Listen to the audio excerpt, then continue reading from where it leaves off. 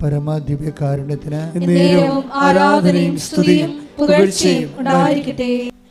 നല്ല പാല് ഏതാണെന്ന് ചോദിച്ചു കഴിഞ്ഞാൽ മലയാളി ഓട്ടോമാറ്റിക്കായിട്ട് പെട്ടെന്ന് പറയുന്ന സിമ്പിൾ ഉത്തരം എന്താണ്? നല്ല പാല് ഏതാണെന്ന് ചോദിച്ചു കഴിഞ്ഞാൽ ഏത് പാലിനാണ് വെള്ളം കുറവ് അതായിരിക്കും നല്ല പാല്. ഇപ്പം മിൽമ പാല് മറ്റു പാല് ഏജൻസിയൊക്കെ വന്ന കാരണം എല്ലാം കെമിക്കൽ ടെസ്റ്റ് ചെയ്തൊക്കെ പാലിൻ്റെ ചേരുവകയുടെ കണ്ടൻറ്റ് വൈസ് എല്ലാം ടെസ്റ്റ് ചെയ്ത് ആണ് നമുക്ക് തരണത്. എനിവേ പണ്ടൊക്കെ പാലും മെയിൻ കംപ്ലൈൻറ്റ് പാലിൻ്റെ അത് വെള്ളമാണെന്നുള്ളതാണ്. അത് വെള്ളത്തിൻ്റെ അളവ്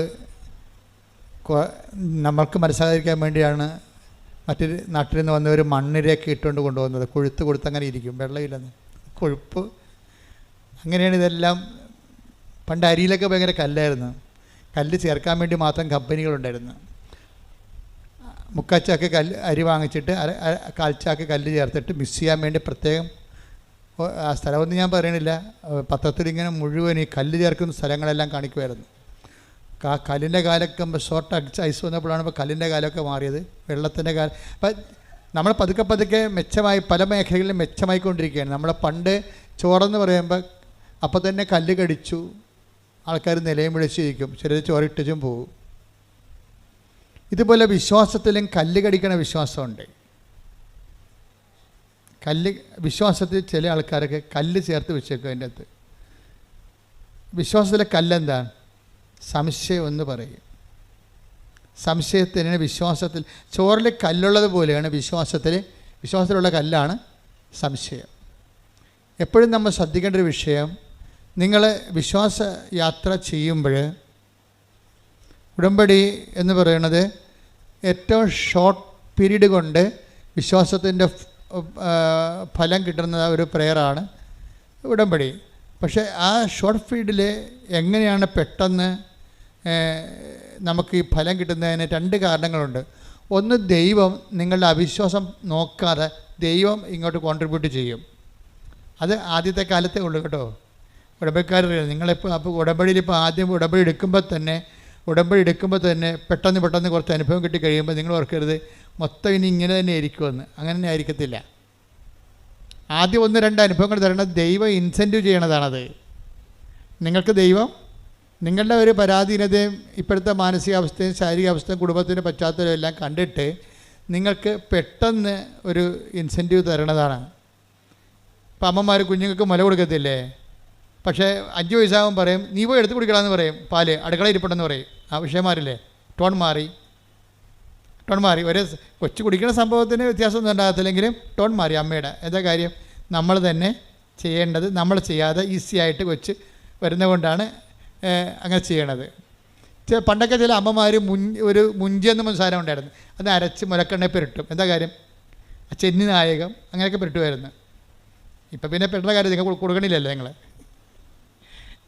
അപ്പോൾ എന്താ പ്രശ്നം വെച്ച് കഴിഞ്ഞാൽ അപ്പോൾ കഴിച്ചിട്ട് കൊച്ചു കുടിക്കത്തില്ല. 4 വയസ്സുകാരൊക്കെ പണ്ട് ചില പറയല്ലേ, ചില അമ്മമാർ പറയും ഇപ്പം 4 വയസ്സ് വരെ എൻ്റെ മുല കുടിച്ചാണെന്ന് പറയും. ഇതൊന്നും വിശ്വാസത്തിൽ നടക്കത്തില്ല. വിശ്വാസത്തിൽ ഒരു ടൈം കഴിയുമ്പോൾ ആദ്യത്തെ ഇൻസെൻറ്റീവ് തരും, ബാക്കി പിന്നെ നമ്മളെല്ലാം സ്വന്തമായിട്ട് ഏൺ ചെയ്യണം. അതിനാണ് ഉടമ്പടിയുടെ ബാക്കിയുള്ള സംഭവങ്ങളെല്ലാം ഉള്ളത്. അങ്ങനെയാണ്.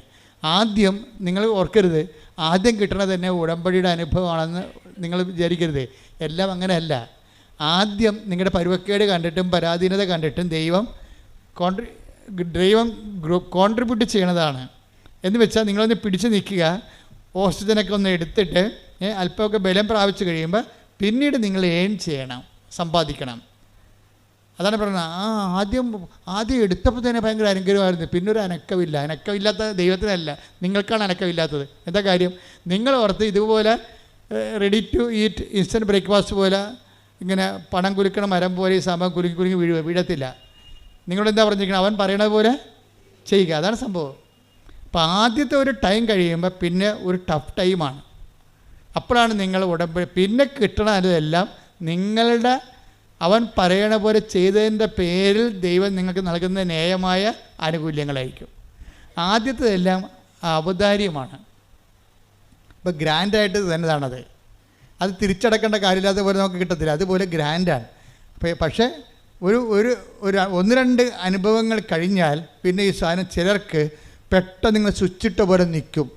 അപ്പം നിങ്ങൾ ഓർക്കും ഉടമ്പടി ഇത്രയേ ഉള്ളെന്ന്. അല്ല, നിങ്ങൾ ഇത്രയേ ഉള്ളൂ. അതാണ് പ്രശ്നം. ഉടമ്പടി ഇത്രയേ ഉണ്ടായിട്ടല്ല, നിങ്ങൾ ഇത്രയേ ഉള്ളൂ. എന്താ കാര്യം? ഇങ്ങനെ ഓസിന് കിട്ടുന്ന കാര്യം അങ്ങോട്ട് വെട്ടി വിഴുങ്ങിയിട്ട് കൈയും കെട്ടി പഴയതുപോലെ ഇരിക്കും. ഇത് വർക്കൗട്ട് ചെയ്യത്തില്ല. എന്താ കാര്യം? ഇനി നിങ്ങളുടെ ഊഴമാണ്. അവൻ പറയണ പോലെ ചെയ്യണ ഊഴമാണ്. അതാരാണ് ദൈവസ്നേഹത്തോടെ ചെയ്യണത്? ദൈവസ്നേഹത്തോടെ ചെയ്യണമെങ്കിൽ ആദ്യം വേണ്ടത് സംശയങ്ങൾ ഇല്ലാത്ത ഒരു വിശ്വാസം രൂപപ്പെടുത്തിയെടുക്കണം. പല ആൾക്കാർക്കും വിശ്വാസമുണ്ട്, പക്ഷേ പകുതി 50% സംശയവും 50% വിശ്വാസമാണ് ഉള്ളത്. അപ്പോൾ നിങ്ങളെപ്പോഴും വിശ്വാസം വർദ്ധിപ്പിക്കാൻ വേണ്ടി പ്രാർത്ഥിക്കും. അങ്ങനെ അത് പ്രാർത്ഥിക്കുന്നത് തെറ്റില്ല. പക്ഷേ നിങ്ങൾ വിശ്വാസത്തിൻ്റെ മാത്രം മെക്കാനിസം കാണിച്ചാൽ റിപ്പയർ ചെയ്താൽ ഈ സാധനം വർക്കൗട്ട് ചെയ്യത്തില്ല. നിങ്ങളെന്താ കാര്യം? അതിൽ നിങ്ങൾ ചെയ്യേണ്ടത് സംശയം ദൂരീകരിക്കാൻ വേണ്ടി പ്രാർത്ഥിക്കണം. ഈ സംശയം ദൂരീകരിക്കണമെങ്കിൽ എന്ത് ചെയ്യണം? സ്നേഹത്തിൻ്റെ ലെവൽ കൂടിയാൽ മാത്രമേ സംശയം ദൂരീകരിക്കത്തുള്ളൂ. ചില ഭർത്താക്കന്മാരെ ഭാര്യമാർക്ക് കെട്ടിയകാലം വരെ സംശയമാണ്. എന്താ കാര്യം? ഇവിടെ വർത്തമാനം രീതികളൊന്നും അവളോട് ആത്മാർത്ഥത ഉള്ളതായിട്ട് അവൾക്ക് തോന്നിയിട്ടില്ല. എന്താ പ്രശ്നം? അങ്ങനെ വരാൻ കാര്യം അതാ. ചില ഭാര്യമാർക്കും തിരിച്ചു വരും, ഭർത്താക്കന്മാർക്കും തിരിച്ചു വരും. ഇങ്ങനെ സംശയം വെച്ച് കഴിഞ്ഞാൽ ഈ സ്നേഹം കുറയുന്ന പോലെ അവർക്ക് തോന്നിയാൽ പിന്നെ സംശയം കൂടിക്കൊണ്ടേയിരിക്കും. ഡിമാൻഡുകൾ ചില ലേഡീസ് എപ്പോഴും പറയത്തില്ലേ, അത് വാങ്ങിക്കണം ഇത് വാങ്ങിക്കണം എന്ന്. കാര്യമൊന്നും ഉണ്ടാകത്തില്ല, അവർക്ക് ആവശ്യമില്ലായിരിക്കും, എന്നാലും മേടിക്കണം എന്ന് പറയും.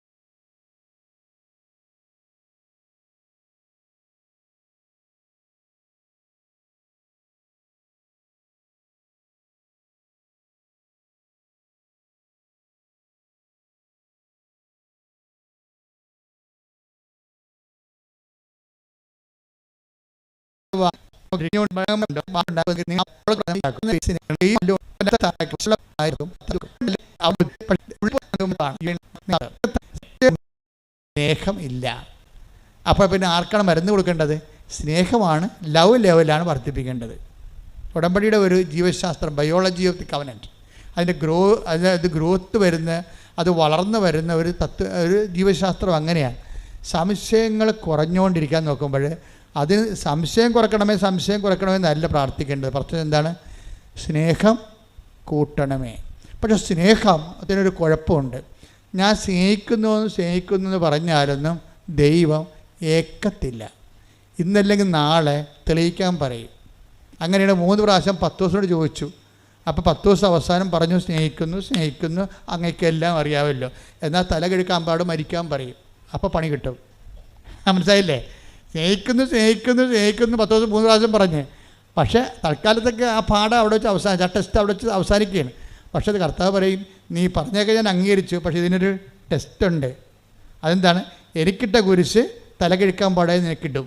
അപ്പോൾ നീ എന്ത് പറയും? അതാണ് സ്നേഹം. ചെല്ലണതല്ല, ചെയ്യണതാണ് സ്നേഹം. മനസ്സിലായില്ല? അതുകൊണ്ടാണ് അവൻ പറയണ പോലെ ചെയ്യാൻ പറയണത്. കർത്താവിൻ്റെ നാമത്തിൽ അവൻ്റെ സ്നേഹത്തെ പ്രതി നമ്മൾ എന്ത് ചെയ്തു എന്നാണ് ദൈവം നോക്കണത്. പ്രാർത്ഥിക്കുക. കർത്താവായ ദൈവമേ, നിന്റെ സ്നേഹത്തിൽ വളരാൻ, വിശ്വാസത്തിൽ ഉയരാൻ, സംശയം കുറക്കാൻ എന്നെ സ്നേഹത്തിന്റെ പ്രവൃത്തികളുടെ സുവിശേഷത്തിന്റെ സാക്ഷികളാക്കണമേ.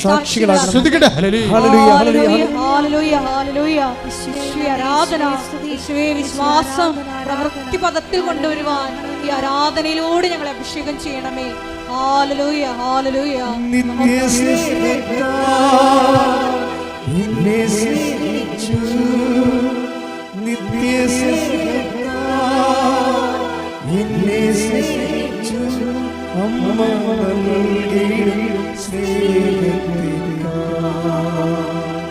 ലോകം നൽകിയിടും സ്നേഹത്തിനാ അങ്ങേ വിട്ടെന്നും പോകയില്ല ഞാൻ. അങ്ങേ വിട്ടെന്നും പോകയില്ല ഞാൻ. അങ്ങേ സ്നേഹത്തിൻ സാന്നിധ്യം ഞാൻ നിത്യസാക്ഷിയായി ജീവിക്കും ഞാൻ. പരിശുദ്ധ പരമദിവ്യകാരുണ്യത്തിന് നേരവും ആരാധനയും സ്തുതിയും പുകഴ്ചയും ഉണ്ടായിരിക്കട്ടെ. ഇപ്പം നിങ്ങൾക്ക് മനസ്സിലായില്ലേ, ഉടമ്പടി അതിൻ്റെ ഉടമ്പടി നമ്മൾ ഒരു ഡ്രൈവർ ആകുമ്പോൾ തന്നെ അതിൻ്റെ മെക്കാനിസ്റ്റും ആകണം. അത് മനസ്സിലായില്ലേ? നമ്മൾ ഉടമ്പടി ഡ്രൈവറായിട്ട് മാത്രം ഇരുന്ന് കഴിഞ്ഞാൽ ഈ സാധനം ഇടയ്ക്ക് വഴി വീണാൽ ആരും സഹായിക്കത്തില്ല. അപ്പോൾ മെക്കാനിസം കൂടി അറിഞ്ഞു കഴിഞ്ഞാൽ നമുക്ക് തന്നെ റിപ്പയർ ചെയ്തുകൊണ്ട് വണ്ടി ഓടിച്ചുകൊണ്ട് പോകാൻ പറ്റും. അപ്പോൾ എന്താ സംഭവം? ഉടമ്പടിക്ക് വീഴ്ച വരാൻ സാധ്യതയുള്ളത് സ്നേഹം, ദൈവസ്നേഹം കൂട്ടാൻ നിങ്ങൾ ശ്രദ്ധിച്ചു കഴിഞ്ഞാൽ മതി. വേറെ ഒന്നും ചെയ്യേണ്ട. ദൈവസ്നേഹം കൂട്ടാൻ വേണ്ടി പ്രവർത്തനമല്ലാതെ അവിടെ കൊണ്ട് പ്രാർത്ഥന കൊണ്ടോ ചൊല്ലൽ കൊണ്ടോ ഒന്നും ചെയ്യാൻ പറ്റത്തില്ല. അപ്പോൾ അതുകൊണ്ട് ചെയ്യണ കാര്യങ്ങൾ അളിഞ്ഞ മോന്തയമായിട്ട് ചെയ്യരുത്. എനിക്ക് തന്നെ ഈ അളിഞ്ഞ മോന്തക്കാരെ കാണുമ്പോൾ തന്നെ എനിക്ക് പറയും, എന്താ കാര്യം? ഞാൻ പറഞ്ഞു, നിങ്ങൾ സ്മാർട്ടായിട്ട് നിൽക്ക്. മാതാവിൻ്റെ അടുത്തല്ലേ നിൽക്കണത്, അല്ല നിങ്ങൾ ചായക്കടയിലും ആശുപത്രിയിലും അല്ലല്ല നിൽക്കണത്. ആശുപത്രിയിലാണെങ്കിൽ ഈ മരുന്ന് കഴിച്ചാൽ ശരിയാകുമോ ഇല്ലേ, ഈ ഡോക്ടറാണ്, അതിന് വേറെ ഡോക്ടറുണ്ടാ. പല ഡോക്ടറിനെ കുറിച്ച് നമ്മളോട് പല ആൾക്കാർ പറഞ്ഞിരിക്കണ കാരണം നമ്മളൊരു ആശുപത്രിയിലും ഇത് തന്നെ ആയിരിക്കുമോ നമ്മുടെ യഥാർത്ഥ ഡോക്ടർ, ഇത് തന്നെ ആയിരിക്കുമോ ആശുപത്രി, ഇങ്ങനെ തന്നെ കുറിച്ച് തന്നെ ആയിരിക്കുമോ കറക്റ്റ് മരുന്ന്, അങ്ങേര് കുറിച്ച് തന്നെ കറക്റ്റായാൽ പോലും നമുക്ക് അങ്ങനെ സംശയമായിരിക്കും. അതുകൊണ്ടാണ് ഈ അളിഞ്ഞ മോന്ത വന്നത്. ഉടമ്പടി എന്ന് പറയുന്നത് ഒരു സ്മാർട്ട് പ്രോജക്റ്റാണ്. കർത്താവിൻ്റെ അടുത്ത് വരുമ്പോൾ ഞാൻ ഇവിടെ ഇന്നലെയൊക്കെ അവർ പറഞ്ഞു, നിങ്ങൾ സന്തോഷമായിട്ട് പോകും. എന്താ കാര്യം? ഇത് ശരിക്കും മാതാവിൻ്റെ അടുത്ത് നിന്ന് പോകുന്നവർ അവർ കൃത്യമായിട്ടുള്ള ആൾക്കാരുടെ അമ്മ കൂടെ പോകും. കാര്യം നിങ്ങളുടെ ചില ആൾക്കാരുടെ കൂടെ വരാത്തതിൻ്റെ കാര്യം നിങ്ങളെ അളിഞ്ഞ മോന്തയായിട്ട് വരണേ, ചത്തവൻ്റെ വീട്ടിൽ മരിച്ചുകൊണ്ടിരിക്കണവർ അടുത്ത ആൾ അങ്ങോട്ട് പോവുകയും ചെയ്യും.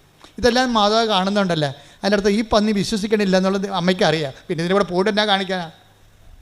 അതാണ് നിൻ്റെ കൂടെ വന്നിട്ട് എന്നാ കാണിക്കാനാണ്. പക്ഷേ നിനക്ക് നല്ല ദൈവസ്നേഹമുണ്ട്, നല്ല പ്രത്യാശ ഉണ്ട്. കഴിഞ്ഞ ദിവസങ്ങളിലേ അമലു എന്ന് പറഞ്ഞൊരു കുഞ്ഞു സാക്ഷ്യം പറഞ്ഞ അമലുവിൻ്റെ സാക്ഷ്യം എന്ന് പറഞ്ഞത്, അമലു ഉള്ളതുപോലെ മാതാവിനോട് പറയുന്ന ആളാണ്. അമലു പറഞ്ഞു, 10 കൊല്ലയുടെ മക്കളില്ലേ ആളിനി.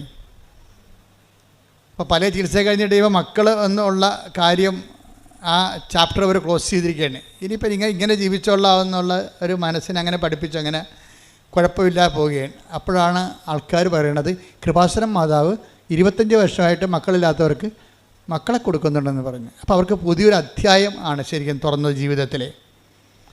അതാണ് സംഭവം. പിന്നെ അത് നിങ്ങൾ അങ്ങോട്ടും ഇങ്ങോട്ടും പറയണില്ലേ, അതാണ് സുവിശേഷം എന്ന് പറയണത്. നിങ്ങൾ പറയാതിരിക്കരുത്. നിങ്ങൾക്ക് പറയാൻ കഴിവുണ്ടെന്നും നിങ്ങൾക്ക് പറയാൻ കഴിയുമെന്നും ഒക്കെ അമ്മയ്ക്കറിയാം. ഇവിടുത്തെ നിങ്ങൾ പണിമേടിക്കാൻ പോണ എപ്പോഴാണെന്ന് അറിയാമോ? നിങ്ങൾക്ക് ഇത്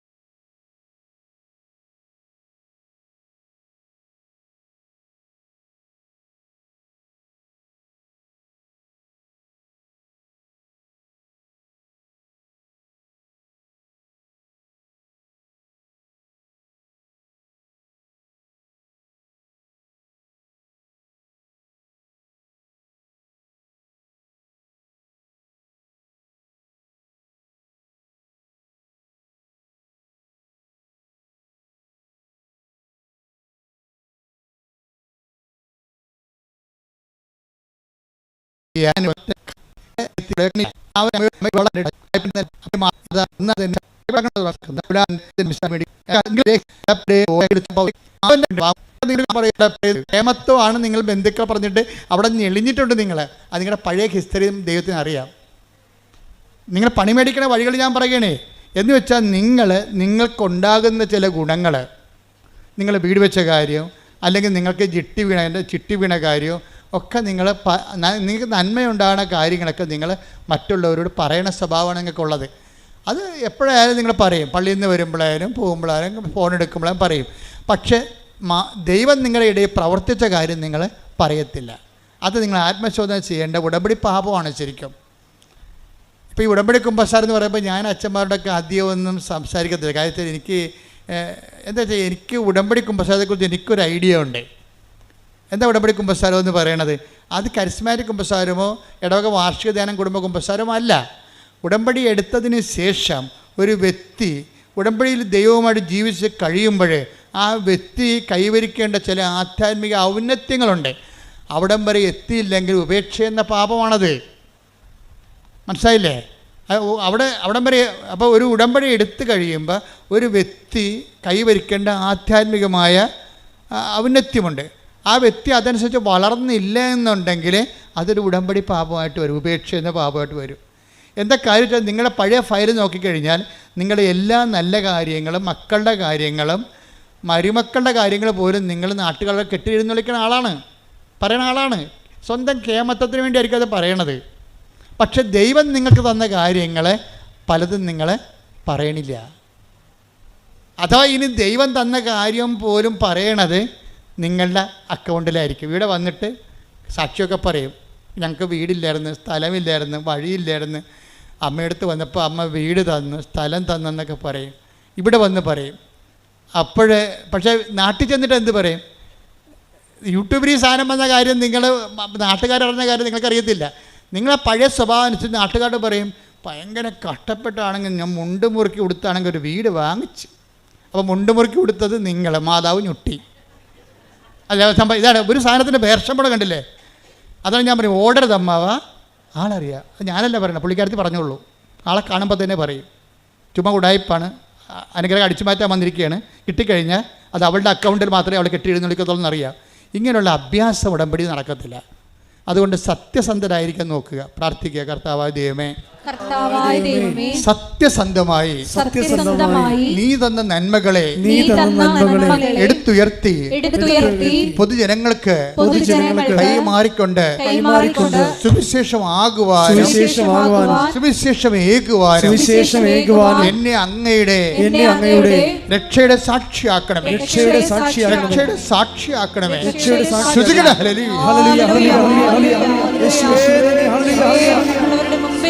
തന്ന നന്മകൾ പ്രകീർത്തിക്കുവാൻ, ധൈര്യത്തോടെ പ്രഘോഷിക്കുവാൻ ഈ ആരാധനയിലൂടെ ഞങ്ങൾ അഭിഷേകം ചെയ്യുന്നു.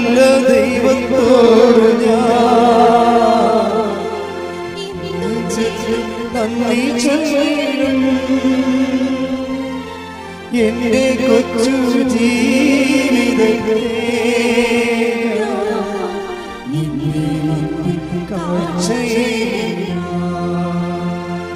ഇത്ര നല്ല ദൈവത്തോട് ഇന്നു ചെയ്ത് നന്ദി ചൊല്ലിടും. എന്റെ കൊച്ചു ജീവിതത്തെ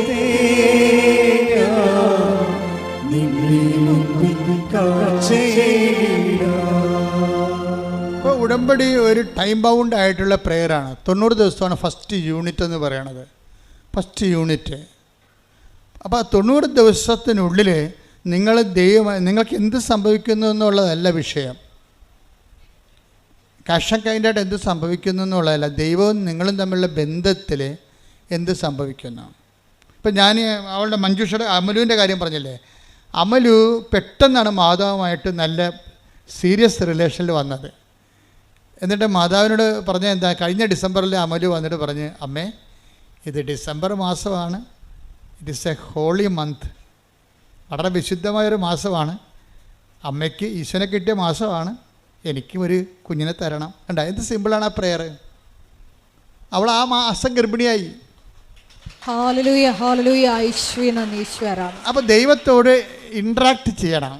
ഞാൻ എപ്പോഴും പ്രാധാന്യം കൊടുക്കുന്നത് common faith of the common പീപ്പിളാണ്.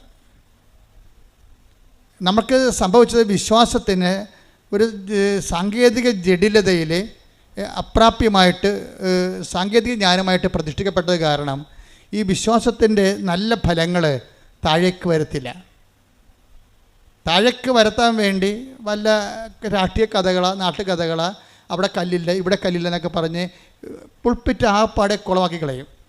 ജനങ്ങൾക്ക് ദൈവത്തിൻ്റെ വഴികൾ പറഞ്ഞു കൊടുക്കാനും ദൈവാനുഭവത്തിലേക്ക് ജനങ്ങളെ നയിക്കാനും അവർ അനുഭവിച്ച് പരിചയിച്ച ആധ്യാത്മികതയുടെ ചില പുഴുക്കുത്തുകളെ എടുത്തു മാറ്റിയിട്ട് അതിനെ കള്ളിലെസ് ചെയ്തിട്ട് അതിലവരെ ബൂസ്റ്റ് ചെയ്യുകയാണ് ഉടമ്പടി ചെയ്യണത്. എന്നിട്ട് ഇപ്പം നിങ്ങൾക്ക് സംസാരിക്കാൻ നല്ലോണം അറിയാം, അപ്പോൾ ദൈവത്തോട് നിങ്ങളെ അമ്മയെന്നല്ലേ വിളിക്കണത്, അല്ലേ? അല്ല കളക്ടറെന്നല്ലേ വിളിക്കണത്, അമ്മ. അപ്പോൾ നമുക്ക് ആ ഒരു അമിക്കബിലിറ്റി ഉണ്ട് പ്രെയറിലേ. അപ്പോൾ നിങ്ങൾ അമലു എന്താ ചെയ്യണത്? അമ്മേ, ഇതൊരു നല്ല മാസമാണ്, നല്ല വിശുദ്ധമായ മാസമാണ് ഡിസംബർ. അമ്മയ്ക്ക് ഉണ്ണീശനെ കിട്ടിയ മാസമാണ്, എനിക്ക് ഒരു കുഞ്ഞിനെ തരണം. സിമ്പിളല്ലേ പ്രെയർ? ഇതിനേക്കാൾ വലിയ പ്രാർത്ഥന എന്തുകൊണ്ട്? ആ പ്രാർത്ഥന അപ്പം തന്നെ അമ്മ പച്ചമഷിക്ക് അങ്ങോട്ട് ഒപ്പിട്ട് സാങ്ഷൻ ചെയ്യുകയും ആ ആഴ്ച തന്നെ അവൾ പ്രഗ്നൻ്റ് ആകുകയും. എന്ത് രസമാണ് കേൾക്കാൻ. അവൾ കുഞ്ഞിനെയും കൊണ്ട് കഴിഞ്ഞ ദിവസം വന്നിരുന്നു ഇവിടെ. 10 കൊല്ലമായിട്ട് ഇതിനെക്കുറിച്ചൊരു ഐഡിയ ഇല്ലാതെയാണ്. നമുക്കൊരു സങ്കല്പമില്ലാത്ത സംഭവങ്ങളെല്ലാം മാതാവ് ഇതെല്ലാം നമുക്ക് തൊടാവുന്ന രീതിയിൽ അനുഗ്രഹമായിട്ട് കയ്യിൽ തരും. പക്ഷെ നമുക്കെന്താ വേണ്ടത്? അമലുവിന് സംശയമില്ല അവൾ പറയുന്നതിൽ. ആ വർത്തമാനം കേട്ടാൽ മനസ്സിലാവും, സ്നേഹം മാത്രമേ ഉള്ളൂ, അതിൽ സംശയമില്ല. ആ വർത്തമാനം സ്കാൻ ചെയ്യുമ്പോൾ അറിയാൻ പറ്റും. എന്താണ്? ഓ, ഞാനിങ്ങനെയൊക്കെ പറയണേ, കിട്ടുക വെറുതെ, ഇത് രൂപമല്ലേ, അമ്മയല്ലല്ല. അവിടേക്കാണ് പ്രശ്നം വേണ്ടത്. ഇത് രൂപമല്ലേ, അമ്മയല്ല എന്നാണ് പറഞ്ഞിരിക്കുന്നത്. ഈ വങ്കന്മാർക്കാണ് ഇങ്ങനെയൊക്കെ തോന്നണത്. കാരണം അതായത് അനുഭവമുള്ളവർ അമ്മയുടെ സാന്നിധ്യത്തിൻ്റെ പ്രതീകമാണിത്. ഞാനിവിടെ സംസാരിക്കുമ്പോൾ എൻ്റെ അമ്മയോടാണ് സംസാരിക്കുന്നത്. ആ റെലവെന്ന് പറഞ്ഞാൽ ആത്മബന്ധത്തിൻ്റെ ആന്തരികതയാണ്. അതെന്ന് പറയണത് ധ്യാനത്തിനേക്കാൾ വലിയ സംഭവമാണ്. ആത്മബന്ധത്തിൻ്റെ ആന്തരികത നമുക്കറിയാമല്ലോ. നമ്മൾ എന്ത് ജ്ഞാനം, ഇപ്പോൾ എന്ത് കറണ്ട്, എത്ര കറണ്ട്, നിങ്ങളൊരു കാര്യം സിമ്പിളായിട്ട് മനസ്സിലാക്കണേ. എത്ര കറണ്ട് ഇടുക്കിയിലുണ്ടാക്കിയാലും നാട്ടിൽ വരണത് എന്തിലൂടെയാണ്? ഒരു വയറിലൂടെയാണ് വരണത്. ഇത്രയേ ഉള്ളൂ. അപ്പോൾ നമ്മൾ എത്ര കിലോ വാട്ട് കറണ്ട് ഉണ്ടാക്കിയാലും വരണത് കമ്പിയിലൂടെയാണ്. അല്ലാതെ കമ്പിയില്ലാതെ കറണ്ട് നമുക്ക് വയർലെസ് സൗണ്ട് വരും. സൗണ്ട് വയർലെസ്സിലൂടെ വയറില്ലെങ്കിലും വരും. പക്ഷേ കറണ്ട് വയർലെസ്സായിട്ട് വരത്തില്ല. നമ്മൾ എത്ര വാട്ട് കറണ്ട് ഉണ്ടാക്കിയാലും വരണത് കമ്പിയിലൂടെയാണ്. നിങ്ങൾ ദൈവത്തെക്കുറിച്ച് എന്ത് പഠിച്ചാലും, സ്വർഗത്തിൽ പോയി കുത്തിയിരുന്ന് പഠിച്ചാലും ട്രാൻസ്മിഷൻ പ്രാർത്ഥനയിലൂടെ വരത്തുള്ളൂ. അതെപ്പോഴും മനസ്സിലാക്കണം. പിടിയിടിയ നിങ്ങൾ ദൈവത്തെക്കുറിച്ച് എന്ത് ശാസ്ത്രം പഠിച്ചാലും ശരി, ദൈവത്തോടുള്ള കമ്മ്യൂണിക്കേഷൻ പ്രാർത്ഥനയിലൂടെ വരത്തുള്ളൂ. അല്ലെങ്കിൽ പ്രാർത്ഥനാ നിർഭരമായ പ്രവർത്തനങ്ങൾ, അതിൻ്റെ കണ്ടൻറ്റ് വൈസ് സ്നേഹമാണ്, അല്ല വേറെ ഒന്നുമല്ല. വിശ്വാസം എന്ന് പറഞ്ഞു കഴിഞ്ഞാൽ വിശ്വാസത്തിൻ്റെ അകത്തുള്ള കുഴപ്പം, അതിൻ്റെ അകത്ത് നമ്മൾ സൂക്ഷിച്ചില്ലെങ്കിൽ സംശയത്തിൻ്റെ ഒരു ചേരുവകം ഉണ്ടാകും. അതുകൊണ്ട് ദൈവം നിങ്ങൾ വിശ്വാസത്തെ ഒത്തിരിയിട്ട് വർദ്ധിപ്പിക്കാൻ വേണ്ടി അതിൻ്റെ അകത്ത് റിപ്പയർ ചെയ്യാൻ നോക്കണ്ട, ടൈം എടുക്കും. അതിന് പറയും നിങ്ങളെന്താ ചെയ്യേണ്ടത്? ദൈവത്തോടുള്ള സ്നേഹം വർദ്ധിപ്പിക്കണം. എന്താ കാര്യം? സ്നേഹം വർദ്ധിക്കുന്നുണ്ടെങ്കിൽ, ദൈവത്തോടൊക്കെ സ്നേഹം ഉണ്ടെങ്കിൽ നിങ്ങൾക്ക് നിങ്ങളുടെ നാത്തുൻ, ചില ആൾക്കാർ പറയുന്നത് എൻ്റെ അച്ഛ എന്ത് ചെയ്യാനാണ് അച്ഛ, എൻ്റെ മാല അവൾ കൊണ്ടുപോയി, ഇപ്പം തരാമെന്ന് പറഞ്ഞ് കൊണ്ടുപോയതാണ്. അവളുടെ മാല ചിട്ടിക്ക് എടുത്തപ്പോൾ പണയം വെച്ച് പോയി. അങ്ങനെ ആ മാല, അപ്പോൾ അവൾക്കൊരു കല്യാണം ഉണ്ടായിരുന്നു. ആ കല്യാണത്തിന് ഇരവ് എന്നോട് ചോദിച്ചതാണ്. പാവപ്പെട്ടവരുടെ ജീവിതം ഭയങ്കര കഷ്ടമാണേ. അങ്ങോട്ട് ചോദിക്കൊടുക്കും അവർ. എടുത്തിട്ട് പിന്നെ എന്ത് ചെയ്യും? അവർ അപ്പുറത്തെ കല്യാണത്തിന് പോകാൻ വേണ്ടി മേടിച്ച മാലയാണ്. പക്ഷേ ആ പന്നി അതിനെല്ലാം ചെയ്തത്, അവർ വിറ്റ് കളഞ്ഞ സാധനം. ഈ മനുഷ്യനോട് നമുക്ക് സംസാരിക്കാൻ പറ്റുമോ? പിന്നെ എന്നെ പറ്റിപ്പാണ് ആൾ, എൻ്റെ മാല ഊരിക്കൊണ്ടുപോയി എന്നോട് ചോദിക്കാൻ വിറ്റ ആളാണ്, ഇനി എൻ്റെ അടിച്ചതിൻ്റെ അകത്ത് അവളെ കയറ്റത്തില്ലെന്ന് പറയും. പക്ഷേ ഉടമ്പടി എടുത്താൽ പറയാൻ പറ്റത്തില്ല. എന്താ കാര്യം? നമ്മൾ ദൈവത്തെയാണ് സ്നേഹിക്കണത്. പിടിയിടിയ. അപ്പോൾ നിങ്ങൾക്കിട്ട് പണി തന്ന ആൾക്കാരോടും നിങ്ങൾ ഉടമ്പടിയോട് കൂടി നിരപ്പാകാൻ നോക്കണം. കാര്യം വിശ്വാസമല്ല വലുത്, എന്താണ്? സ്നേഹമാണ്. കാര്യം എന്താണ്? ആ മാലയെക്കാളും നാത്തുവിനോടുള്ള വൈരാഗ്യത്തെക്കാളും എൻ്റെ ദൈവത്തെ ഞാൻ സ്നേഹിക്കുന്നു. സ്നേഹിക്കുന്നവരെന്താ പറഞ്ഞിരിക്കുന്നത്? നിങ്ങൾ ശത്രുവിനായാലും എന്നെ പ്രതി സ്നേഹിക്കണം. അതാ പ്രശ്നം. അത് എന്നിട്ട് കർത്താവ് ചോദിക്കും, സ്നേഹിക്കുന്നവരെ മാത്രമാണ് നിങ്ങൾ സ്നേഹിക്കണമെങ്കിൽ പ്രതിഫലത്തിന് എന്താണ്? Take the bed of God. ശ്രുതിക്കട്ടെ ഹല്ലേലൂയ, ഹല്ലേലൂയ, ഹല്ലേലൂയ, ഹല്ലേലൂയ, ഹല്ലേലൂയ, ഹല്ലേലൂയ. യേശുവേ നന്ദി, ഹല്ലേലൂയ, ഹല്ലേലൂയ. യേശുവേ ആരാധന, ആരാധന. മത്തായി 5:46. മത്തായി 5:46. നിങ്ങളെ സ്നേഹിക്കുന്നവരെ നിങ്ങൾ സ്നേഹിച്ചാൽ. കേട്ടോ എന്താ പറയണത്? നിങ്ങളെ സ്നേഹിക്കുന്നവരെ നിങ്ങൾ സ്നേഹിച്ചാൽ നിങ്ങൾക്ക് എന്ത് പ്രതിഫലമാണ് ലഭിക്കുക? ചുങ്കക്കാർ പോലും അത് തന്നെ ചെയ്യുന്നില്ലേ? അതെന്താ സംഭവിച്ചു കഴിഞ്ഞാല് ഈ ചുങ്കക്കാരാണെങ്കിൽ പോലും അവരെ സ്നേഹിക്കുന്നവർക്ക് തന്നെ അവരെ അങ്ങോട്ടും ഇങ്ങോട്ടും സ്നേഹിക്കുന്നുണ്ട്. പക്ഷെ അതിന് ദൈവത്തിൻ്റെ തിരുസന്നിധിയിൽ നിന്ന് നമുക്ക് റിവാർഡൊന്നുമില്ല. പ്രതിഫലം എന്ന് പറഞ്ഞാൽ ആര് തരേണ്ടതാണ്? ഇതാ ഞാൻ വരുന്നു, എൻ്റെ പ്രതിഫലവും കൊണ്ട് വരുന്നു എന്നാണ് പറയണത്. കൃപയുടെ അവസാന കാലത്തിൻ്റെ വരവിന്, അവസാന കാലത്തെ വരവിൽ പറയണത് ഇതാ ഞാൻ വരുന്നു, എൻ്റെ പ്രതിഫലവും കൊണ്ട് വരുന്നു, അഥവാ എൻ്റെ സമ്മാനവും കൊണ്ട് വരുന്നു. അപ്പോൾ അതാരാണ്? ദൈവത്തിൽ നിന്ന് ലഭിക്കുന്നതാണ് പ്രതിഫലം എന്ന് പറയണത്. ദൈവത്തിൽ നിന്ന് ലഭിക്കുന്നതിനാണ് പ്രതിഫലം എന്ന് പറയണത്. അതെങ്ങനെ കിട്ടണത് നമുക്ക്? അത് നമുക്ക് കിട്ടണം, നിങ്ങളെ സ്നേഹിക്കുന്നവരെ മാത്രം നിങ്ങൾ സ്നേഹിച്ചാൽ ദൈവത്തിൽ നിന്നൊന്നും പ്രതീക്ഷിച്ചിട്ട് കാര്യമില്ല. ഓക്കെ അല്ലേ? പറച്ച് എന്ത് ചെയ്യണം? ശത്രുക്കളെ സ്നേഹിക്കണം, ദ്രോഹിക്കുന്നവരെ ആശീർവദിക്കണം. സെൻറ്റ് പോൾ പറയും ആശീർവദിക്കുക മാത്രമേ ചെയ്യാവൂ. ഇതിനെ ഉടമ്പടിക്ക് പറ്റുന്ന രീതിയിൽ നമ്മുടെ ജീവിതം ക്രമീകരിക്കുകയാണ്, ജീവിതം പുനഃക്രമീകരിക്കുകയാണ്. എന്താ ഇത് പെട്ടെന്ന് സ്പീഡാക്കാനുള്ള മാർഗ്ഗമാണ്. ഉടമ്പടി അനുഭവങ്ങളെ പെട്ടെന്ന് സ്പീഡാക്കാനുള്ള മാർഗം. സ്പീഡാക്കുക എന്ന് പറഞ്ഞു കഴിഞ്ഞാൽ അതിൻ്റെ അകത്ത് നമുക്ക് നമ്മുടെ റോഡിലൊക്കെ ചില റോഡുകളൊക്കെ പോയാൽ നമുക്ക് ഭയങ്കര സ്ലോ ആയിരിക്കും. കട്ടറും അല്ലേ, ബമ്പും ഹമ്പും കട്ടറും എല്ലാം കൂടി അങ്ങനെ വിടും. പക്ഷേ അങ്ങനെയല്ല, ഇതെല്ലാം നിരപ്പാകും. ജനങ്ങളുമായിട്ട് നമ്മൾ നിരപ്പായി കഴിഞ്ഞാൽ അതിന് ദൈവത്തിൻ്റെ ഇടപെടലിൻ്റെ സ്പീഡ് കൂടും. അതുകൊണ്ടാണ് സെൻറ്റ് ജോണൊക്കെ പറയണത്. എന്താ പറയണത്? കുന്നും മലയും നിരപ്പാക്കുവിൻ. അതാണ് സംഭവം. കുന്നും മലയും വളഞ്ഞവ ഋജുവാക്കപ്പെടും. അപ്പം നേരെ എല്ലാ വിഷയത്തിൻ്റെ പിന്നിലും സൂത്രപ്പണികളൊന്നും പറ്റത്തില്ല, മറിച്ച് നേരെ പോകാൻ പറ്റത്തുള്ളൂ. നമുക്കിത്തിരി സാമ്പത്തിക നഷ്ടം മാനുഷികവും ഭൗതികമായിട്ടും ഉണ്ടായാലും സൂത്രപ്പണി പറ്റത്തില്ല. അപ്പോൾ ഇതിന് നമ്മൾ എപ്പോഴും ചെയ്യേണ്ടത്, ഉടമ്പടിയിലേക്ക് വരുമ്പോൾ സ്പീഡാകണമെങ്കിൽ ആദ്യം എന്ത് ചെയ്യും? ഈശോ വരാൻ പോയപ്പോൾ യോഹന്നാൻ എന്താ പറഞ്ഞത്? യോഹന്നാൻ പറഞ്ഞത് എന്താണ്? വൃക്ഷങ്ങളുടെ വേരിന് കോടാലിപ്പിക്കപ്പെട്ടിരുന്നു, ഫലം തരാത്ത വൃക്ഷങ്ങളെ വെട്ടിത്തീരെറിയപ്പെടും. എന്നിട്ട് പറഞ്ഞാൽ കുന്നും മലയും നിരപ്പാക്കപ്പെടും. അപ്പോൾ ഇങ്ങനെ നേരെ ആക്കി കഴിഞ്ഞാൽ, അതായത് വളവ്, വഞ്ചന, ചതി, പറ്റിപ്പ്, ഇങ്ങനെയുള്ള ഓരോ കുടില സൂത്രങ്ങളൊക്കെ എല്ലാം റെക്ടിഫൈ ചെയ്യണം. ദൈവത്തിന് പ്രവർത്തിക്കാൻ പറ്റുന്ന രീതിയിൽ നമുക്കവിടെ നഷ്ടവും ലാഭവും നോക്കരുത്. ദൈവമാണ് ഏറ്റവും വലിയ ലാഭം. പിടികിട്ടുന്നുണ്ടോ? ദൈവമാണ് ഏറ്റവും വലിയ ലാഭം. അതായത് ഒരു പശു നമ്മൾ 40,500 രൂപയ്ക്ക് വാങ്ങിച്ചു. അത് അതിനെ വിറ്റപ്പോൾ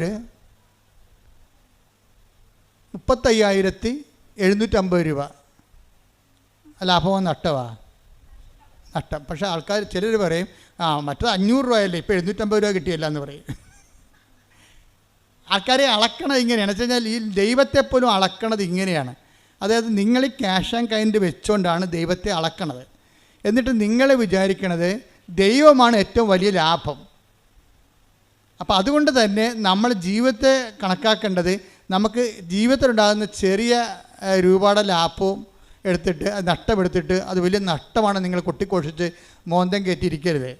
മറിച്ച് എന്താണ്? ദൈവത്തെ കിട്ടാൻ വേണ്ടി കുറേ കോംപ്രമൈസ് ചെയ്യേണ്ടി വരും ജീവിതത്തിൽ. ചിലപ്പോൾ ക്ഷമയായിരിക്കും, ചിലപ്പോൾ നന്മയായിരിക്കും. അപ്പോൾ ഇങ്ങനെ ഓരോ പരിശുദ്ധാത്മാവിൻ്റെ ദാനങ്ങൾക്ക് അനപേക്ഷണീയമായിട്ട് ജീവിതം ഒന്ന് പുനഃക്രമീകരിക്കുന്നതാണ്. അത് അങ്ങേര് പശ്ചാത്താപത്തിൻ്റെ ജ്ഞാനസ്ഥാനമാണ് നൽകിയത് യോഹന്നാൻ മാന്താന. അപ്പോൾ ഈശോ വന്നപ്പോൾ പരിശുദ്ധാത്മാവിൻ്റെ ജ്ഞാനസ്ഥാനം നൽകി. പക്ഷേ ആ പരിശുദ്ധാത്മാവിന് ജ്ഞാനസ്ഥാനം നൽകിയപ്പോഴേ കർത്താവ് കുന്നും മലയും നിരപ്പാക്കണ കാര്യമൊന്നും പറഞ്ഞിട്ടില്ല. പറഞ്ഞെന്താണ്? പരിശുദ്ധാത്മാവിൻ്റെ ഫലങ്ങൾ എല്ലാവർക്കും അറിയാം. അതെന്താണ്? സ്നേഹം, ക്ഷമ, ദയ, നന്മ. Take the bed of God. ശ്രുതികട ഹല്ലേലൂയ, ഹല്ലേലൂയ, ഹല്ലേലൂയ, ഹല്ലേലൂയ, ഹല്ലേലൂയ. യേശുവേ നന്ദി. ഹല്ലേലൂയ.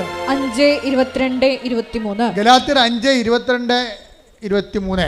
എന്നാൽ ആത്മാവിന്റെ ഫലങ്ങൾ സ്നേഹം, ആനന്ദം, സമാധാനം, ക്ഷമ, ദയ, നന്മ, വിശ്വസ്തത, സൗമ്യത, ആത്മസംയമനം ഇവയാണ്. ഇതെന്ത് വരുന്ന വെച്ചാൽ ഇതിനകത്ത് ഇപ്പോൾ പ്രത്യാശ നമ്മളെ നിരാശരാക്കുന്നില്ല. റോമ 5:5 വായിച്ചേ. ഈ റോമ 5:5 ഗലാത്യർ 5:22 നമ്മൾ കണക്ഷൻ ഉണ്ടെന്നാണ് ഇപ്പോൾ പരിശുദ്ധാത്മാവ് നൽകുന്ന സൂചന. ഗലാത്യർ 5 റോമ 5:5 റോമ 5:5 പ്രത്യാശ നമ്മെ നിരാശരാക്കുന്നില്ല. ഒന്ന് പറഞ്ഞ പ്രത്യാശ നമ്മളെ നിരാശരാക്കുന്നില്ല. കാരണം നമുക്ക് നൽകപ്പെട്ടിരിക്കുന്ന പരിശുദ്ധാത്മാവിലൂടെ ദൈവത്തിന്റെ സ്നേഹം നമ്മുടെ ഹൃദയങ്ങളിലേക്ക് ചൊരിയപ്പെട്ടിരിക്കുന്നു. അപ്പോൾ പ്രത്യാശ ഉണ്ടെങ്കിൽ അതിൻ്റെ അർത്ഥം എന്താണ്? സ്നേഹം ചൊരിഞ്ഞു എന്നതിൻ്റെ അർത്ഥം ക്ലിയർ അല്ലേ? നമുക്ക് പ്രത്യാശ ഉണ്ടെങ്കിൽ സ്നേഹം നമ്മളിലേക്ക് ചുരിഞ്ഞു എന്ന അർത്ഥം. നമുക്ക് ദൈവസ്നേഹം വന്നു എന്ന് എങ്ങനെ അറിയാൻ പറ്റും? അച്ഛനും പറയും, എല്ലാവരും പറയും ദൈവസ്നേഹം. പക്ഷെ നമ്മളിലേക്ക് ദൈവസ്നേഹം വന്നു എന്ന് എങ്ങനെ അറിയാൻ പറ്റുമെന്നാണ് ഇപ്പോൾ പരിശുദ്ധാത്മാവ് ഓൺലൈനിൽ പറയണത്. എന്താ പറയണത്? അതായത് ഒന്ന് റോമർ 5:5 വായിച്ച്. പ്രത്യാശ നമ്മെ നിരാശരാക്കുന്നില്ല. പ്രത്യാശ നമ്മളെ നിരാശരാക്കുന്നില്ല. കാരണം നമുക്ക് നൽകപ്പെട്ടിരിക്കുന്ന പരിശുദ്ധാത്മാവിലൂടെ ദൈവത്തിന്റെ സ്നേഹം നമ്മുടെ ഹൃദയങ്ങളിലേക്ക് ചൊരിയപ്പെട്ടിരിക്കുന്നു. അപ്പം നമ്മൾക്ക് ഒരു വിഷയത്തിൽ പ്രത്യാശ ഉണ്ടെന്ന് വെച്ചാൽ അതിൻ്റെ അർത്ഥം എന്താണ്? പരിശുദ്ധാത്മാവ് നമ്മൾ നിറഞ്ഞു എന്നതിൻ്റെ അർത്ഥം അറിഞ്ഞിരിക്കുന്നു. പരിശുദ്ധാത്മാവിൻ്റെ ഫലം എന്താണ്? അത് സമാധാനമാണ്. ഈ പ്രത്യാശ എന്ന് പറയുന്നത് തന്നെയാണ് സമാധാനം. നമ്മൾ പരിശുദ്ധാത്മാവിൻ്റെ ഫലങ്ങൾ കണ്ടില്ലേ? പരിശുദ്ധാത്മാവ് വന്നപ്പോൾ ഉടനെ ഫലം വന്ന്. എന്താണത്? ഗലാത്യർ 5:22 വായിച്ചേ. ഗലാത്യർ 5:22-23. ഗലാത്യർ 5:22-23. എന്നാൽ ആത്മാവിന്റെ ഫലങ്ങൾ സ്നേഹം, ആനന്ദം, സമാധാനം, ക്ഷമ. അതായത് സ്നേഹം പറഞ്ഞേ, ആനന്ദം, സമാധാനം, ക്ഷമ. ഈ സമാധാനവും ക്ഷമയും എന്തിനുള്ളതാണ്? അത് തന്നെയാണ് ഈ പ്രത്യാശയുടെ കടുപ്പിച്ചിരിക്കുന്ന മനോഗുണങ്ങളെന്ന് പറയണത്. അത് നമ്മൾക്കൊരു വിഷയത്തിൽ പ്രത്യാശ ഉണ്ടെങ്കിൽ നമുക്കെന്തുണ്ടാകും? സമാധാനം ഉണ്ടാകും. പ്രത്യാശ ഉണ്ടെങ്കിൽ നമുക്കെന്തുണ്ടാകും? സമാധാനം ഉണ്ടാകും. ഈ പ്രത്യാശ സമാധാനം ഉണ്ടാകുമ്പോഴേ സ്വാഭാവികമായിട്ട് നമുക്ക് സമാധാനം കഴിഞ്ഞുള്ള ഫലം എന്താണ്? ക്ഷമയാണ്. ക്ഷമ എന്താണ്? കാത്തിരിക്കുന്ന സ്നേഹമാണ് ക്ഷമ. ആരുടെ കാത്തിരിക്കുന്ന സ്നേഹം? ദൈവത്തിൻ്റെ സ്നേഹത്തെ കാത്തിരിക്കുന്നു. മനസ്സിലായില്ലേ? കാത്തിരിക്കുന്ന സ്നേഹത്തിനാണ് ക്ഷമയെന്ന് പറഞ്ഞാൽ. ഗാന്ധിജി പറയുന്ന വെജിറ്റബിൾ കഴിക്കുന്ന ആൾക്കാരുടെ ക്ഷമയല്ല. ഇപ്പോൾ ഒരു സായിപ്പ് പുസ്തകം വായിച്ചുകൊണ്ടിരുന്നപ്പോൾ ഗാന്ധി വന്ന് സൗത്ത് ആഫ്രിക്കയിൽ ഗാന്ധിയുടെ കൂടെ ഇരുന്നെന്ന് പറഞ്ഞില്ലേ? അപ്പോൾ ഉടനെ വെള്ളക്കാരൻ്റെ കൂടെ കറുത്തവൻ ഇരുന്ന് കഴിഞ്ഞപ്പോൾ ഉടനെ അയാൾ അടിച്ചെന്ന് പറഞ്ഞ്. അപ്പോൾ അടിച്ചെന്ന് പറഞ്ഞപ്പോൾ ഗാന്ധി സൗമ്യമായെന്ന് പറഞ്ഞു, ശാന്തമായെന്ന് പറഞ്ഞ്. അതൊരു ക്ഷമയാണ്.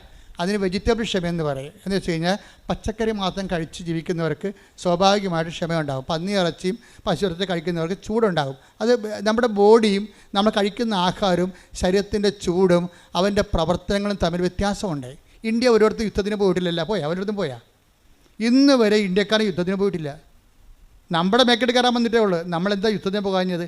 നമ്മുടെ സസ്യബുക്കുകളാണ്.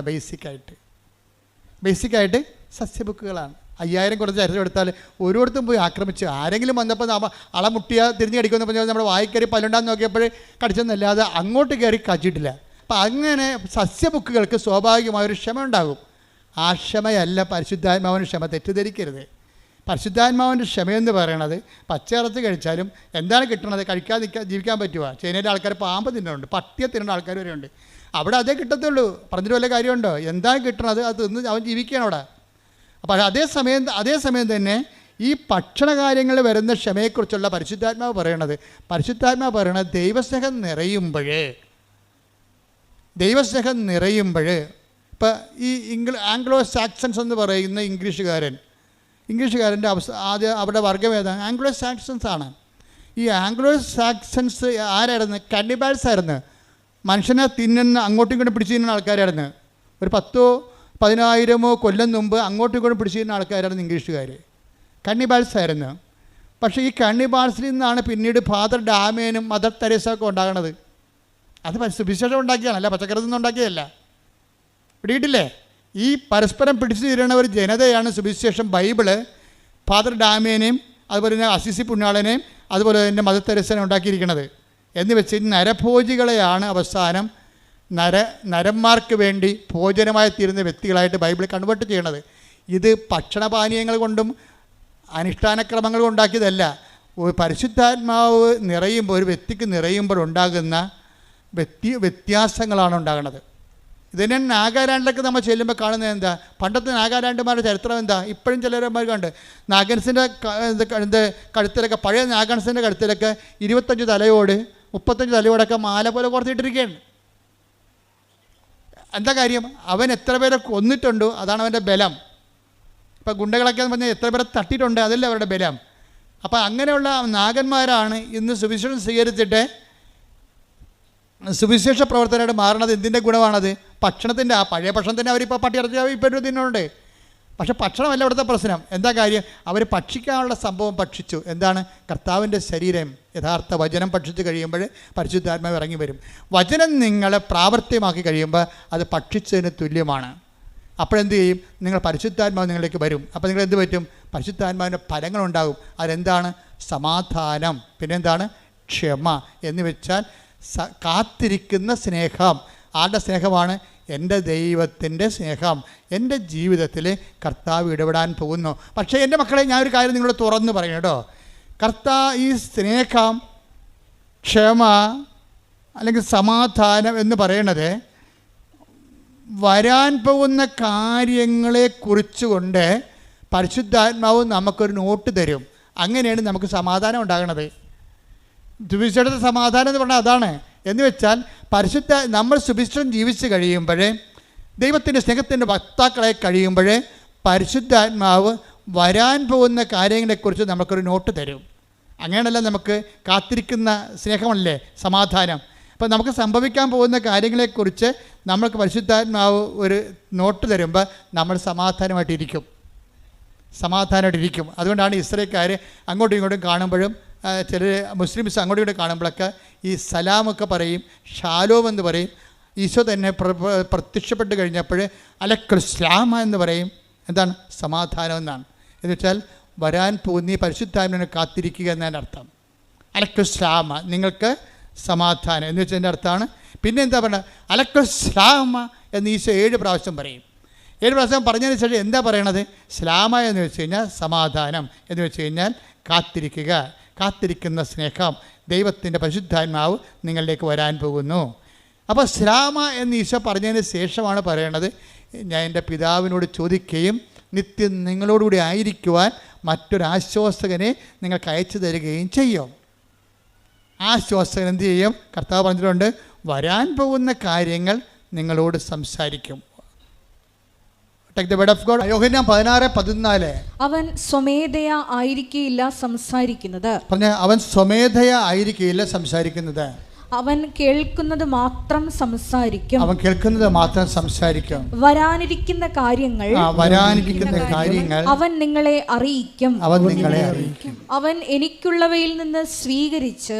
എന്താ പ്രശ്നം വെച്ച് കഴിഞ്ഞാൽ നോക്കി ആ വാക്ക് നോക്കി, അതായത് ഒന്ന് ഏറ്റു പറഞ്ഞ വരാനിരിക്കുന്ന കാര്യങ്ങൾ അവൻ നിങ്ങളെ അറിയിക്കും. അപ്പൊ നിങ്ങൾ ഇന്റൻഷൻ വെക്കരുത്. 6 കാര്യങ്ങൾ പറയാൻ പറഞ്ഞില്ലേ? അപ്പൊ പണ്ടൊക്കെ ഞാൻ പറയാമായിരുന്നു, ഞാൻ ഇടയ്ക്ക് പറയാൻ മറന്നുപോയതാ. ഇപ്പം ആൾക്കാർ 6 കാര്യത്തിന് 7 കാര്യം എഴുതി വെക്കും. അതാണ് പ്രശ്നം. ഒരു കോളം വിട്ടാൻ പറയുമായിരുന്നു. 6 കാര്യങ്ങൾ ഒരു കോളം ഒന്നും എഴുതരുതെന്ന് പറയുമായിരുന്നു. എന്താ കാര്യം? അത് പരിശുദ്ധാത്മാവിൻ്റെ കോളമാണ്. അവിടെ പരിശുദ്ധാത്മാവാണ് വരേണ്ടത് അവിടെ. കാര്യം പരിശുദ്ധാത്മാവ് വന്നാൽ എന്താ ഗുണമെന്ന് പറഞ്ഞാൽ, പരിശുദ്ധാത്മാവ് വന്നാൽ വരാനിരിക്കുന്ന കാര്യങ്ങൾ 16-14 വർക്കൗട്ട് ചെയ്യും. എന്താ പറഞ്ഞത്? വരാനിരിക്കുന്ന കാര്യങ്ങൾ യോഹന്നാൻ 16:14. എന്താണത്? വരാനിരിക്കുന്ന കാര്യങ്ങൾ വരാനിരിക്കുന്ന കാര്യങ്ങൾ അവൻ നിങ്ങളെ അറിയിക്കും. നിങ്ങളൊന്ന് പറഞ്ഞ വരാനിരിക്കുന്ന കാര്യങ്ങൾ അവൻ നിങ്ങളെ അറിയിക്കും. അപ്പോൾ വരാനിരിക്കുന്ന കാര്യങ്ങൾ എന്ന് പറയുമ്പോഴേ ഇപ്പം നമ്മൾ റെയിൽവേ സ്റ്റേഷനിലൊക്കെ നിൽക്കുമ്പോഴുണ്ടല്ലോ, ഇപ്പോൾ ചിലർ പറയും വണ്ടി താമസമാണ്, വണ്ടി ഇല്ല ഇന്ന് എന്നൊക്കെ പറയുമ്പോൾ ഈ ആൾക്കാർ അവിടെ നിൽക്കുമ്പോൾ ഈ കമ്പ്യൂട്ടറൊക്കെ നോക്കാൻ അറിയാൻ പാടില്ലാത്തവരാണെങ്കിൽ നമ്മൾ ഭ്രാന്ത് പിടിപ്പിക്കും. എന്താ കാര്യം? ഇന്ന് വണ്ടി ഇല്ലെന്നാണ് തോന്നുന്നത്, ആ വണ്ടി ഇല്ലെന്ന് തോന്നണം.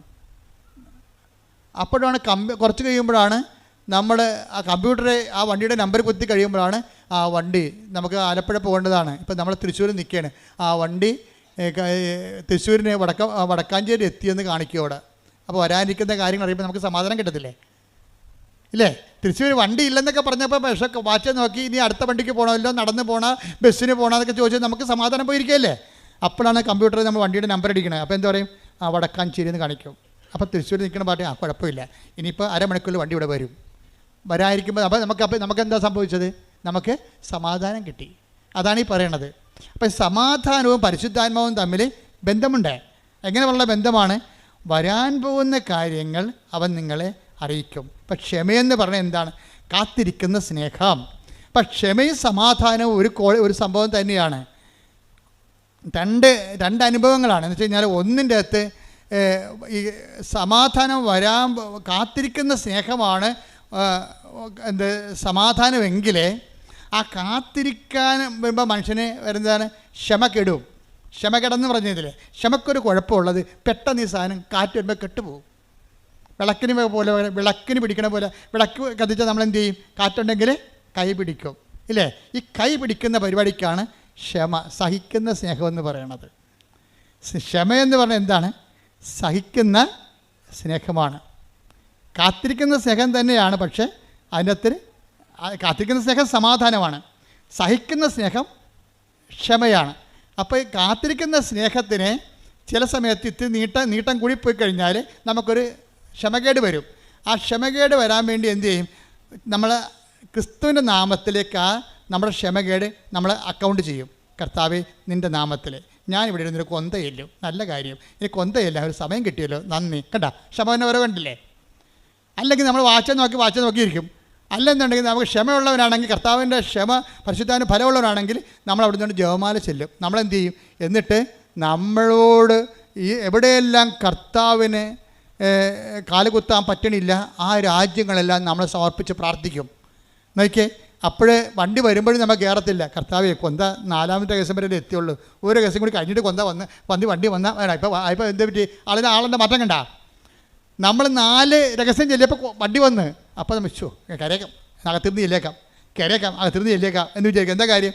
അപ്പോൾ വണ്ടി വന്നത് നമ്മൾ നേരത്തെ വന്ന പോലെ നമുക്ക് തോന്നി. ഇപ്പോൾ അതിനാണ് ക്ഷമ എന്ന് പറയുന്നത്. പരിശുദ്ധാത്മാവിൻ്റെ ഫലമാണ്. ഞാൻ മുമ്പ് പറഞ്ഞതാണ് സത്യം. ദൈവം എന്ത് സമ്പൂർണ്ണ A+B² + 2AB + 2B² എന്ന് പറഞ്ഞാലും ശരി, എന്ത് സങ്കീർണമാക്കി ദൈവത്തെ നിങ്ങൾ മാറ്റിയാലും ശരി, ദൈവത്തിനെ സങ്കീർണമാക്കി മാറ്റിയതാണ് അക്കാഡമികളുടെ ഏറ്റവും വലിയ ദുരന്തം എന്ന് പറയുന്നത്. ദൈവത്തിന് നമ്മൾ എന്ത് സങ്കീർണമാക്കി മാറ്റിയാലും ഓർക്കുക, കറണ്ട് എത്ര ഉൽപ്പാദിപ്പിച്ചാലും വരേണ്ടത് വയറിലൂടെയാണ്. വരേണ്ടത് ദൈവം എത്ര പവർഫുള്ളാണെന്ന് പറഞ്ഞാലും, ഓമിനിപ്പൊട്ടൻ്റാണ്, ഓംനിഷ്യൻ്റാണെന്നൊക്കെ പറഞ്ഞാലും, ഇനി അത് എക്സ്പ്ലെയിൻ ചെയ്ത് നിന്നാൽ പോലും ഇത് നമ്മളുമായിട്ട് കമ്മ്യൂണിക്കേറ്റ് ചെയ്യേണ്ടത് വയറിലൂടെയാണ്, പ്രാർത്ഥനയിലൂടെയാണ്, ദൈവസ്നേഹത്തിൻ്റെ പ്രവർത്തനങ്ങളിലൂടെയാണ്. കോമൺ പീപ്പിൾ കൈകാര്യം ചെയ്യണത് ആ മേഖലയാണ് കൈകാര്യം ചെയ്യണത്. എന്നുവെച്ചാൽ ദൈവത്തെ ടാപ്പ് ചെയ്യുന്നതിന്, ദൈവത്തിൻ്റെ ശക്തി നമ്മളിലേക്ക് അപ്ലോഡ് ചെയ്യുന്നതിന് സിമ്പിളായിട്ടുള്ള മെത്തേഡുകൾ ഉപയോഗിക്കുന്നു കോമൺ പീപ്പിൾ. എന്നിട്ട് ജീവിതത്തിൻ്റെ സങ്കീർണതകൾ ദൈവത്തിൻ്റെ സ്നേഹം കൊണ്ട് അവർ അതിനെ ഫേസ് ചെയ്യുകയാണ്. ദൈവമാണെങ്കിൽ ഇതിനു വേണ്ടി അങ്ങോട്ട് ഇരിക്കുകയാണ്. എന്ന് വെച്ച് കഴിഞ്ഞാൽ നമ്മൾക്ക് എന്തുമാത്രം സിമ്പിളായിട്ട് മനസ്സിലാക്കി തരാം അത്രയും സിമ്പിളായിട്ട് മനസ്സിലാക്കും. ദൈവത്തെക്കുറിച്ച് സൈന്യങ്ങളുടെ കർത്താവാണ്, അതുപോലെ തന്നെ ദൈവം എല്ലാം നന്മ സ്വരൂപനാണ്, ദൈവം സച്ചിദാനന്ദനാണ്. എന്തെല്ലാം കാര്യങ്ങളാണ് യേശുവിന് മുമ്പ് ലോകം പറഞ്ഞത്. ഇന്ത്യക്കാരെല്ലാം പറഞ്ഞു ദൈവം സച്ചിദാനന്ദ, സത്ത്, ചിത്ത്, ആനന്ദം എല്ലാം കൂടെ ഒരുമിച്ചിരുന്ന ആളാണ്. ദൈവത്തിൽ സങ്കടമില്ല, ദൈവത്തിൽ മ്യൂട്ടേഷൻ ഇല്ല, ഒന്നുമില്ലെന്ന് പറയും. ഇംഗ്ലീഷുകാരൻ പറയും ഗോഡ്, ദൈവം ഗോഡാണെന്ന് പറയും. എന്താ കാര്യം?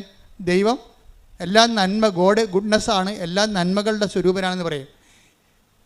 യഹൂദൻ പറയും ദൈവം സൈന്യങ്ങളുടെ കർത്താവാണ്, ഞങ്ങൾക്ക് ആൾക്കാർ കുറവാണ്, ഞങ്ങൾ കുറച്ച് ആൾക്കാർ ഇപ്പോഴും 1 കോടി ആൾക്കാരുള്ളൂ, ഞങ്ങൾക്ക് വേണ്ട സൈന്യമാണ്, അപ്പം ഞങ്ങളുടെ സൈന്യം ദൈവമാണ്. അതുകൊണ്ട് എപ്പോഴും പറയും കർത്താവേ സൈന്യങ്ങളുടെ കർത്താവേ, അങ്ങനെ വാസസ്ഥലം എത്ര മനോഹരം എന്ന് പറയും. അവർ സൈന്യങ്ങളുടെ കർത്താവാണ്.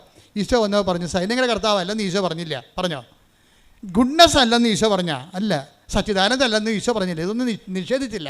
പൂർവ്വകാലങ്ങളിൽ take the word of God, ഹെബ്രായർ 1:1. പൂർവ്വകാലങ്ങളിൽ പൂർവ്വകാലങ്ങളിൽ പ്രവാചകന്മാർ വഴി വിവിധ ഘട്ടങ്ങളിലും വിവിധ രീതികളിലും ദൈവം നമ്മുടെ പിതാക്കന്മാരോട് സംസാരിച്ചിട്ടുണ്ട്.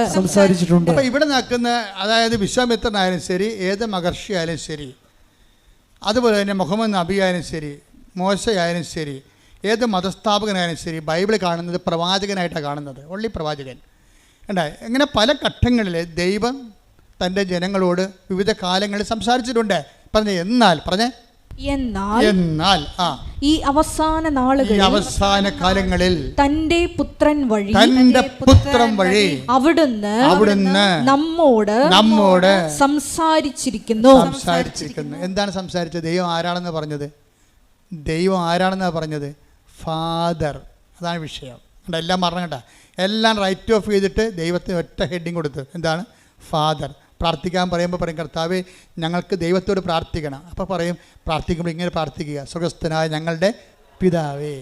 ആർക്കും പ്രാർത്ഥിക്കാൻ പറ്റുന്നതാണ്. അപ്പോൾ ദൈവം പിതാവാണെന്ന് പറയുമ്പോഴേ എന്ത് പിതാവാണ്? തൻ്റെ ഏകജാതിനെ നൽകാൻ തക്ക വിധം അത്രമാത്രം നമ്മളെ സ്നേഹിക്കുന്ന യേശുക്രിസ്തുവിന്റെ പിതാവാണ്. കൈയടിക്കട്ടെ, ശ്രദ്ധിക്കട്ടെ.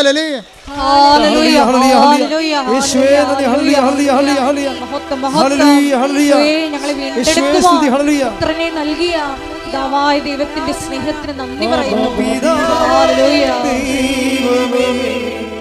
അവിടുത്തെ രാജ്യം വരേണമേ, അങ്ങേ തിരുഹിതം ഭൂമിയിൽ എന്നും നിറവേറേണമേ. പിതാവേ ദൈവമേ, അവിടുത്തെ രാജ്യം വരേണമേ, അങ്ങേ തിരുഹിതം ഭൂമിയിൽ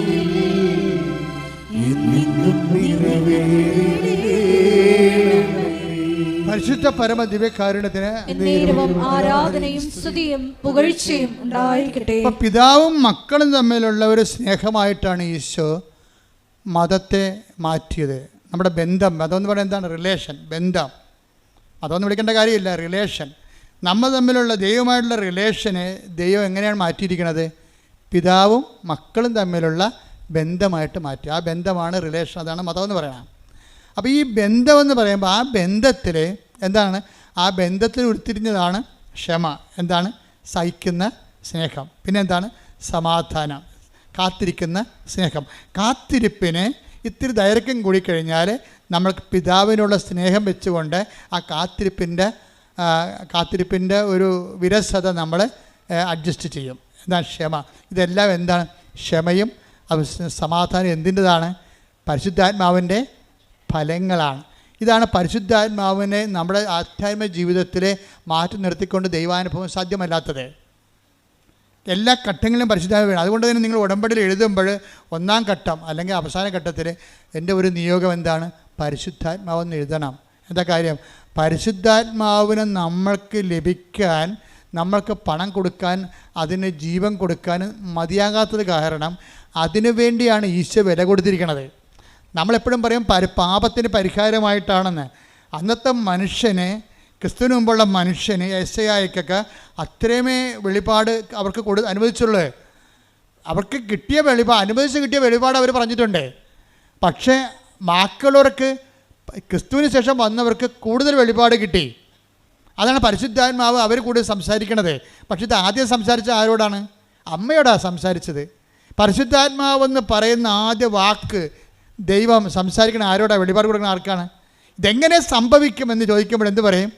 പരിശുദ്ധാത്മാവ് വേണ്ട രംഗപ്രവേശനം ചെയ്യണം. കണ്ട ആരോടാണ്?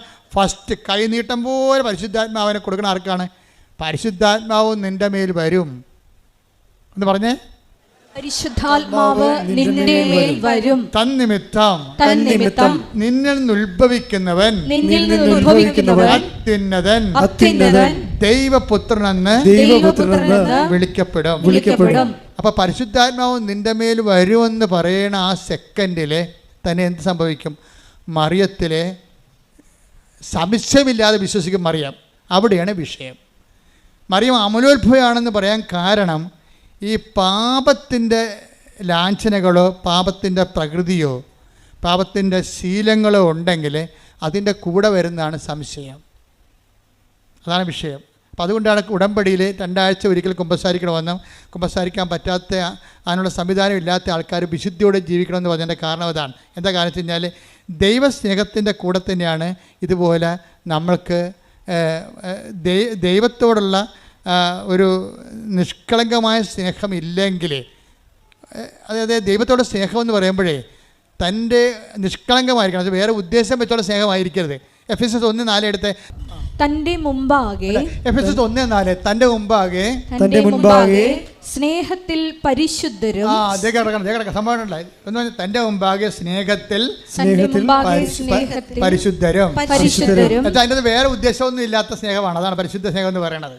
സ്നേഹം പലതും അൾട്രേറ്റഡ് ആയിട്ടുള്ള സ്നേഹമുണ്ട്, വേറെ എന്തൊക്കെ കലർപ്പുള്ള സ്നേഹമുണ്ട്. ഇതങ്ങനെയല്ല. തൻ്റെ മുമ്പാകെ സ്നേഹത്തിൽ പരിശുദ്ധരും നിഷ്കളങ്കരുമായിരിക്കാൻ ലോകസ്ഥാപനത്തിന് മുമ്പ് തന്നെ അവിടുന്ന് നമ്മെ ക്രിസ്തുവിൽ തിരഞ്ഞെടുത്തു. എന്റെ ദൈവപൈതലേ, നീ ഇന്ന് ക്രിസ്തുവിനെ കുറിച്ച് കേൾക്കുന്നുണ്ടെങ്കിൽ അനാദികാലം മുതലേ ദൈവം നിന്നെ ക്രിസ്തുവിനെ കേൾക്കാൻ ദൈവത്തിൻ്റെ മകനും മകളുമായി തിരഞ്ഞെടുത്തതിൻ്റെ ഏറ്റവും വർത്തമാനകാല രൂപമാണ് നിന്റെ ഇവിടെയുള്ള ഇരിപ്പും കേൾവിയും. കൈയടിക്കട്ടെ.